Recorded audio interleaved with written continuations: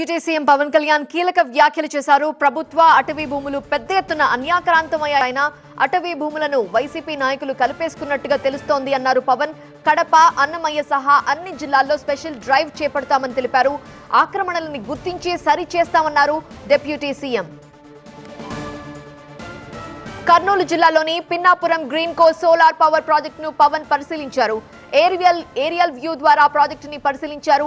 ఈ సందర్భంగా ఆయన ఈ వ్యాఖ్యలు చేశారు. అన్యాక్రాంతమైన అటవీ భూములను గుర్తించి చర్యలు తీసుకుంటామని తెలిపారు.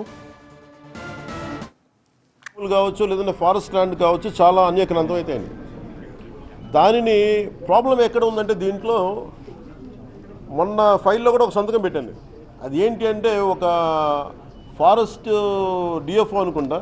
మీరు మీ ఊర్లోనే ఇలా కిరాణా షాప్ని పెట్టి మంచి లాభాలను పొందవచ్చు.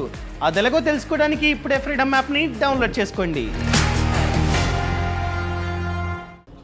ఆయన అటవీ భూమి కాదు ఇది, ఇంకా మనకు సంబంధం లేని భూమి అని చెప్తే అది వాళ్ళకి అమ్మేశారు. ఆయన సస్పెండ్ చేయడం కూడా జరిగింది. ఇలాంటి ఎన్ని కేసులు ఉన్నాయో కూడా ఒకసారి చూడాలి. అండ్ యాక్చువల్లీ నేను జిల్లాల పర్యటనలో అనడానికి కారణం కూడా అదే. అంటే నా మనసులో ఏముందంటే ఒక స్పెషల్ డ్రైవ్ అయితే పెట్టాలి అన్ని జిల్లాల్లో. కడప జిల్లాలో కానీ అన్నమయ్య జిల్లాలో కానీ ఒక స్పెషల్ డ్రైవ్ అయితే పెట్టాలి. నేను పండగ అయిన తర్వాత పీసీసీఎఫ్ గారికి ఆల్రెడీ నేను కడప పర్యటన తర్వాత ఆల్రెడీ వారికి తెలియజేశాను అసలు ఎంత ఫారెస్ట్ ల్యాండ్ ఎన్క్రోచ్మెంట్ అయిందా లేదా. ఇప్పుడు ఇలాంటి డిస్ప్యూట్ ల్యాండ్ ఉంది, ఇది రెవెన్యూ శాఖదా అటవీ శాఖదా, వీటన్నిటి మీద చాలా కూలంకషంగా ఒక మీటింగ్ చేస్తాం.